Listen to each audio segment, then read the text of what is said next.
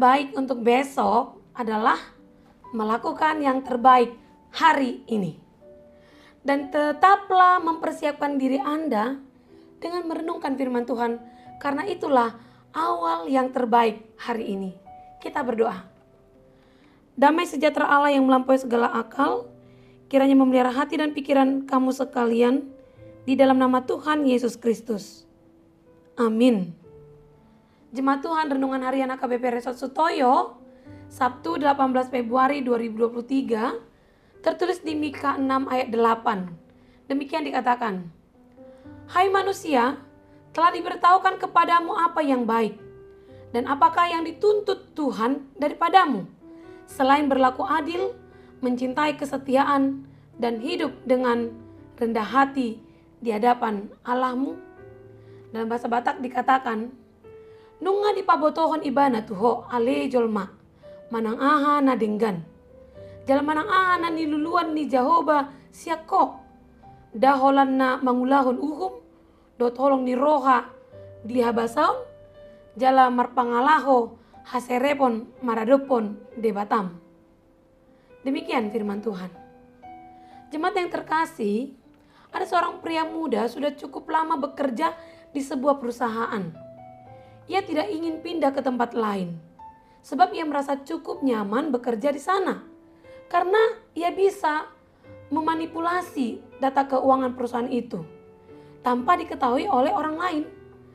Ia memperoleh keuntungan yang besar dari perbuatannya itu. Lalu, untuk menebus rasa berdosanya, ia pun memberikan sebagian uang itu sebagai persembahan ke gereja. Pemuda ini lupa bahwa Tuhan tidak akan berkenan pada persembahan yang berasal dari perbuatan jahat. Tuhan menginginkan agar setiap umatnya dapat bekerja dan berlaku benar, seperti yang Tuhan ungkapkan melalui nabinya Mika terhadap perlakuan bangsa Yehuda ketika itu.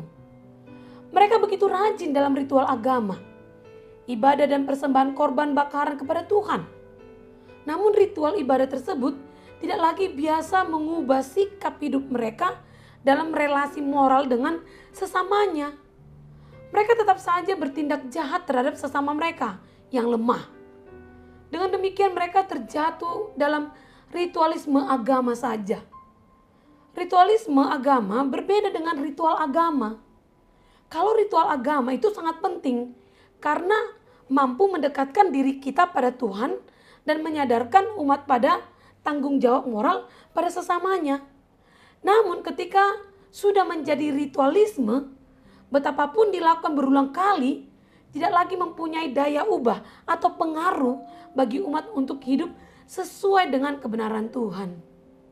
Perhatikan, saat kita berulang-ulang mengucapkan doa Bapa kami di setiap ibadah minggu, misalnya di bagian "Ampunilah kesalahan kami, seperti kami juga mengampuni orang yang bersalah kepada kami."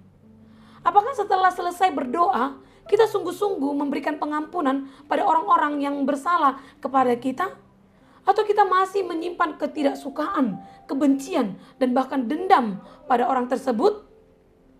Walau kita berulang-ulang mengucapkan doa tersebut, tetapi tetap enggan mengampuni mereka yang bersalah kepada kita, berarti kita sudah terjebak dalam ritualisme ibadah. Secara khususnya ritualisme doa. Doa yang kita panjatkan tersebut tidak lagi mampu mengubah hati kita untuk memberikan pengampunan bagi orang lain.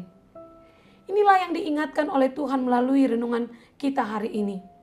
Ritual yang dipersembahkan kepada Tuhan tidak boleh menjadi ritualisme keagamaan yang kehilangan daya ubah agar umat menjadi lebih baik di hadapan Tuhan dan sesamanya.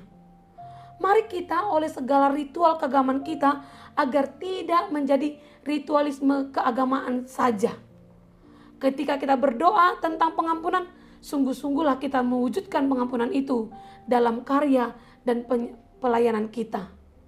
Ketika kita berdoa agar yang hidup kekurangan mendapat berkat Tuhan, sungguh-sungguhlah kita juga siap menjadi saluran berkat Tuhan bagi sesama yang memerlukannya. Dalam renungan hari ini juga ada 3 yang diminta Tuhan untuk kita lakukan sebagai umat Allah. Yakni yang pertama, berlaku adillah. Mari kita berlaku adil kepada semua orang tanpa terkecuali, supaya ibadah kita bukan menjadi ritualisme saja. Memberi apa yang menjadi hak mereka dan kewajiban secara adil dan bertanggung jawab. Lalu yang kedua, mencintai kesetiaan.